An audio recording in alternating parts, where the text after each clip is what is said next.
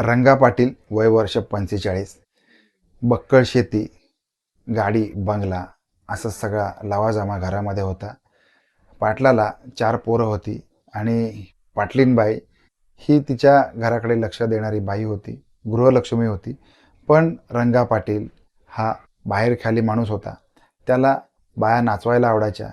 अनेक आजूबाजूच्या पंचक्रोशीमधील बायकांसोबत त्याचे संबंध होते आणि या गोष्टीची कुणकुण पाटलीनबाईला पण होती. पण पाटलीनबाई या सगळ्या गोष्टींकडे दुर्लक्ष करत होती. ती तिचा संसार बघत होती, घरदार बघत होती आणि घरामध्ये ज्या काही अडीअडचणी असतील, आजूबाजूच्या पै पाहुण्यांना सांभाळणे, माणसांना सांभाळणे, या सगळ्या गोष्टींकडे ती लक्ष देत होती. तिच्या उलट हा रंगा पाटील, त्याला बाहेरखालीपणा जसा आवडत होता, तसाच तो दारू पिणे, हुक्का पाणे, जुगार या सगळ्या गोष्टींमध्ये लक्ष घालवत होता. पाटलीनबाई त्याच्या या अवगुणांकडे दुर्लक्ष करून, अवगुणांकडे पांघरून घालून संसार मात्र नेटाने करत होती. एके दिवशी हा जो रंगा पाटील आहे, याने आपल्या दुमजली फार्म हाऊसवरती एक बाई आणून ठेवली. त्याचबरोबर तिच्या आवडीनिवडी, तिला काय हवं नको या सगळ्या गोष्टी तो बघत असायचा. ती त्याला दारू पिण्यासाठी सुद्धा सोबत करायची. दोघेही दारू प्यायचे. ही नवीन बाई जी आलेली होती, त्या बाईला तो कारभारीण म्हणायचा आणि ही नवी कारभारीण आता त्या पाटलाचा नवीन संसार करत होती. बिना लग्नाचे दोघे राहत होते आणि या सगळ्या गोष्टींची खबर पाटलीनबाईला लागलेली आहे. पाटलीनबाई असा विचार करत होती, आता आजपर्यंत आपण सगळ्या गोष्टी खपवून घेतल्या, पण आता आपल्या घरामध्ये एक घरभेदी बाई शिरलेली आहे. आपला संसार ती मोडणार तर नाही ना, असं तिला वाटत होतं. आणि या सगळ्या गोष्टींचा प्रश्न, वादळ तिच्या मनामध्ये घोंगावत होतं. आता पाटलीनबाईने एक आयडिया लढवलेली आहे, एक शक्कल काढलेली आहे.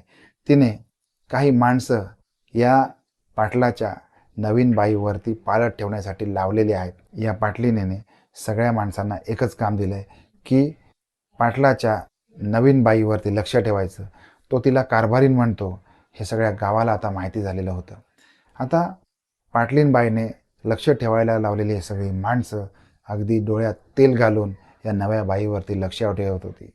पाटील या बाईवरती काय खर्च करतो का, किंवा पाटील तिला घेऊन कुठे कुठे फिरायला जातो, किंवा पाटील त्या बाईच्या नावावर तर काय करत नाही ना, या सगळ्या गोष्टी ही माणसं डोळ्यात तेल घालून बघत होती. हे सगळं करत असताना पाटलीनबाईने नेमलेल्या माणसांमध्ये एक तरुण पोरगा देखील होता आणि हा पोरगा सकाळ दुपार संध्याकाळ या बाईवरती लक्ष ठेवायचा.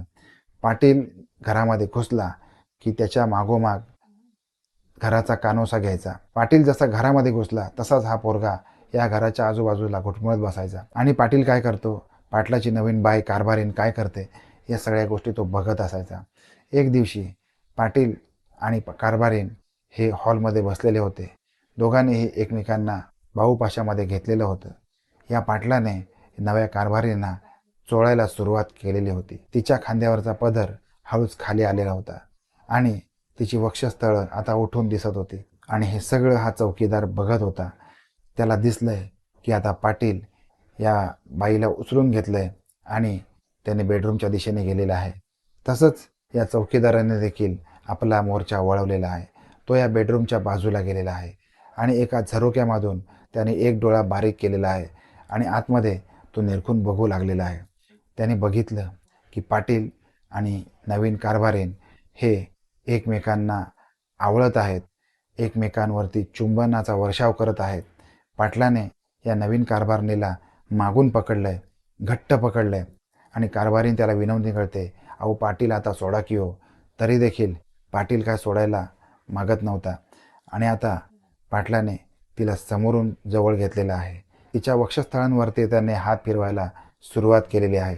आता पाटील तिला घेऊन हलकेच बेडवरती जाऊन बसलेला आहे. त्याचबरोबर पाटलाने तिच्या साडीला हात घातला आहे. हळूच पायाच्या बाजूने साडी वर केलेली आहे आणि तिला त्या बेडवरती त्याने झोपवलेला आहे.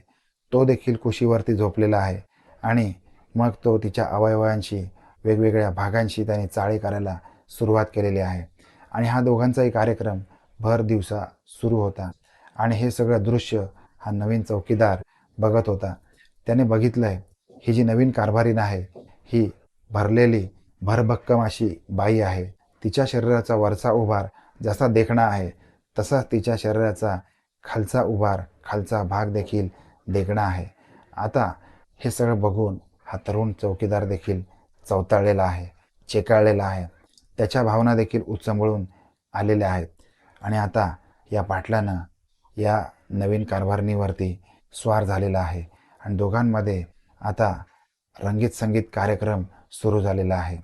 पाटील तिला वेगवेगळ्या प्रकारे घेत होता, वेगवेगळ्या प्रकारे तिच्याशी संबंध ठेवत होता आणि आता हे सगळं बघताना मात्र या नवीन चौकीदाराची पुरती वाट लागलेली होती. पाटलाने या बाईकडे हसून विचारलंय, "बाई तुम्हाला कसं वाटतंय?" आता बाई हलकेच गालात हसून पटकन या बेडरूमच्या कडेला असलेल्या बाथरूममध्ये निघून गेली आणि थोड्या वेळाने संपूर्ण कपडे घालून येऊन पाटलाच्या मांडीवरती बसली. पुन्हा दोघांनी एकमेकांना बाहुपाशामध्ये घेतलं, एकमेकांना जवळ घेतलं आणि आता हे सगळं ह्या चौकीदाराने बघितलेलं होतं. त्याचबरोबर आपल्या मोबाईलमध्ये देखील त्याने रेकॉर्डिंग करून ठेवलेलं होतं. उलट्या पावली तो घरी गेला आणि आपल्या सगळ्या मंडळींना बोलवून त्याने हा सगळा व्हिडिओ दाखवला आणि हा व्हिडिओ काही क्षणांमध्येच संपूर्ण गावभर व्हायरल झाला. आता मात्र या पाटलाला गावामध्ये तोंड दाखवायला जागा उरली नाही. जिथे जाईल तिथे रंगा पाटलाच्या तोंडावरती लोक थुका टाकायला लागले. इथून पुढे मात्र या पाटलाने आपल्या गावामध्ये न राहता आपल्या फार्म हाऊसमध्ये राहणं पसंत केलेलं आहे. आपण भेटणार आहोत अशाच एखाद्या नवीन कथानकासह, नवीन घटनेसह. तोपर्यंत काळजी घ्या. धन्यवाद.